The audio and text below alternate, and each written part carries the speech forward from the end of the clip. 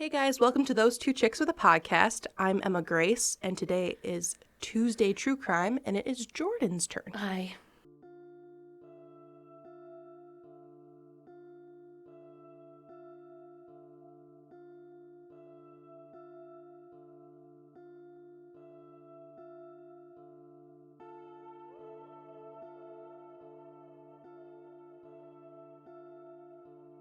It was a cold and snowy day on January 11th, 1945, in Springport, Michigan.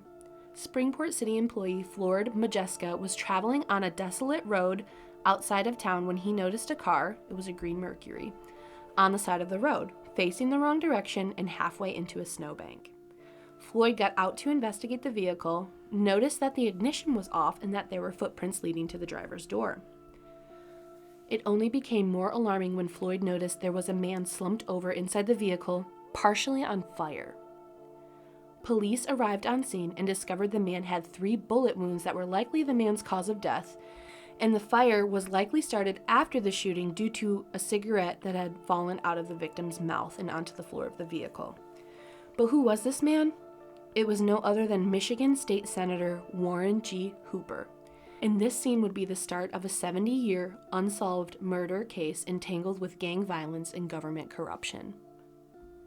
So who was Warren G. Hooper?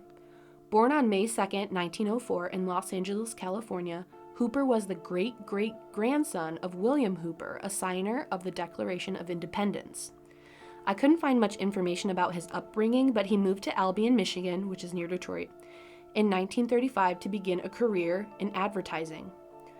He did leave this job, however, in 1936 to cover the Berlin Olympics as a freelance writer, then returning to Albion once again to buy and operate a gas station in town before turning to a career in politics. Hooper was elected to the Michigan House of Representatives' 1st District as a Republican in 1938. He served 3 terms before being elected to the Senate's 9th District. Now, he had only been a state senator for 2 weeks before he was killed on that snowy January day. But why? What could have been the motive for someone to kill him? Could it have been a random act of violence?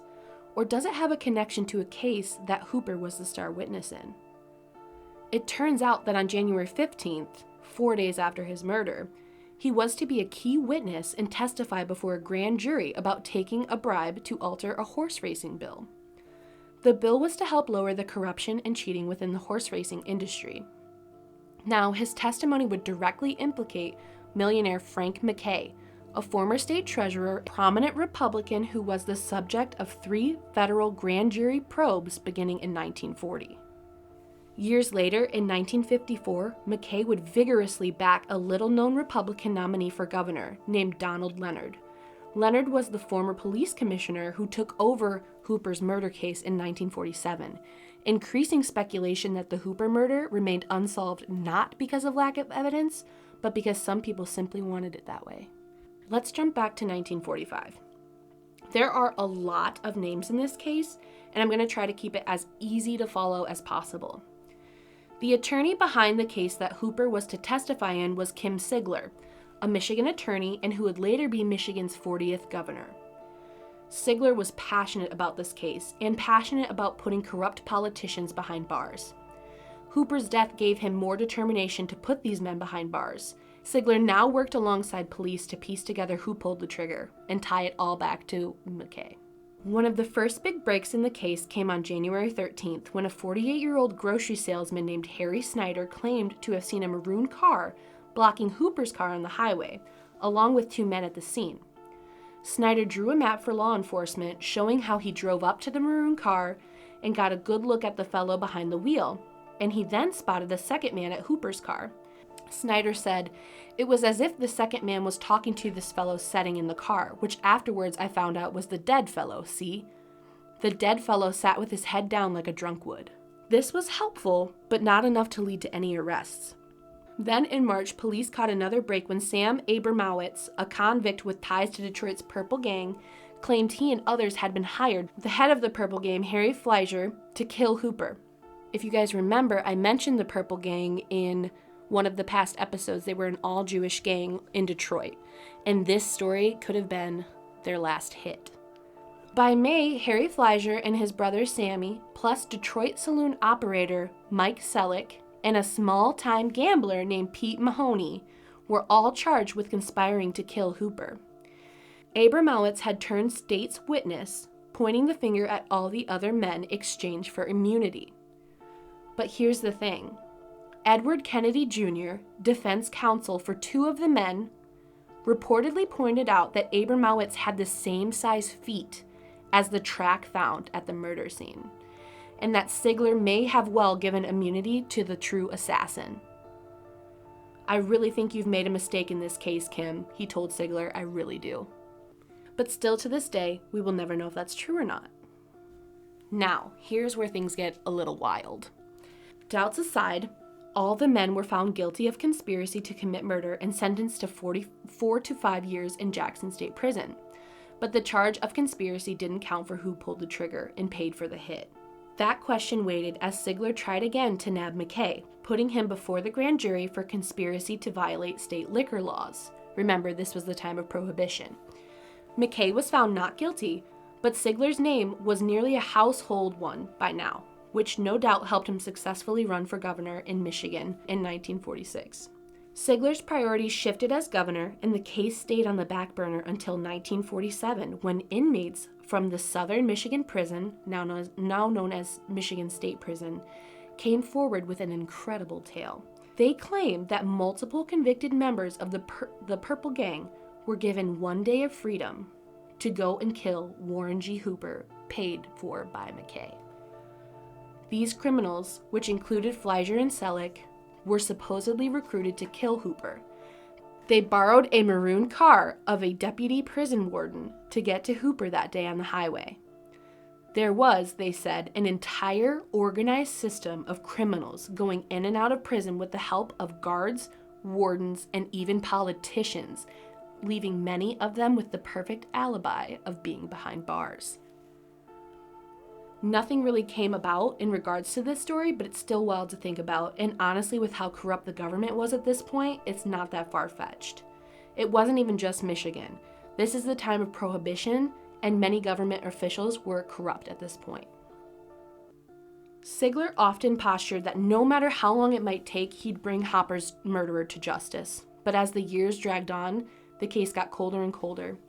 He lost his re-election bid for governor in 1948. Could this have been because he was fighting to get corrupt politicians behind bars? We don't know.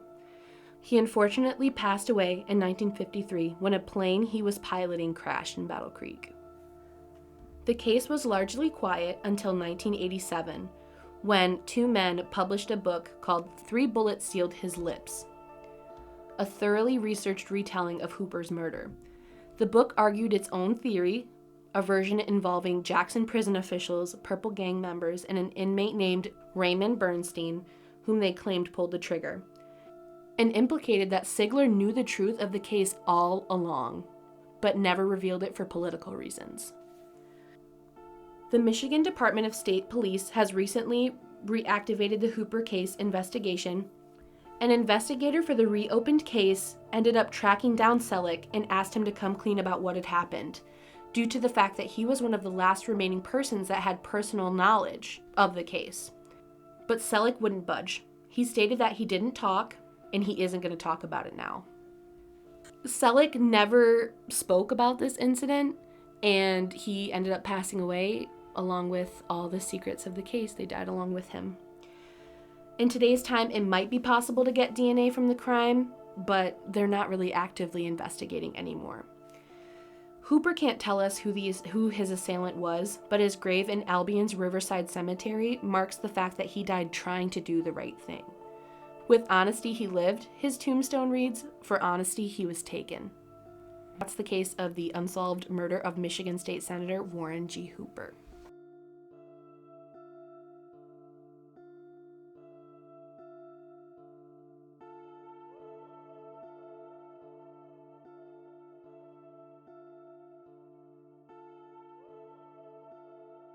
Okay, let's do our takeaways. I know there's not really like a lesson for the average person to get from this story. No. But I just think it's really interesting because at that time, Detroit was like very prevalent with gangs who were affiliated with politicians. Prohibition, like I said, a lot of the government was corrupt. I mean, they were making money from this. Right. Of course they wanted to keep it illegal because they could still make money off of it. And it just is surprising that the people who were trying to do the right thing died or were elected out of government, you know? So. I think, I mean, if you want to relate to our everyday person, you know, pulling anything out of it, when you bury yourself in that many secrets and you end up not knowing who that person is, everything does have consequences. Yes. And it does come up to the surface eventually. It may not seem like it at the time, but you can kind of take any of our true crime stories of, like, you know, they might have had a secret family and all these, you know, risky financial moves that really get people in trouble. Yeah, and it's also just sad because, you know, a lot of the things that we talk about, we say, like, if you see something, say something. Yeah. And, you know, at the time, Warren G. Hooper, he knew this was risky to testify. Right. And he actually refused police protection. But he was staying at a Lansing hospital. Okay. Before the trial. Like, he was staying there for some sort of protection. And his wife said, like, he was scared. And it's sad because it's like, you know, you see someone trying to do the right thing. And I just wonder, too, like, you know, he was an honest man. Like, if this wouldn't have happened to him, what could he have done in the Michigan government? Right. You know, he probably could have been a positive force for good. And I think even now, like, it is really important that we have those people and try to protect those types of people. I still think our government's corrupt even today. I mean, we recently just had the Flint water crisis, you know, not that many years ago. No. Michigan's government isn't just squeaky clean. You know, I mean, Flint still does not have clean water. No. I mean, it's been years. Years. Pay attention to who you vote for. Please vote in general. Yeah.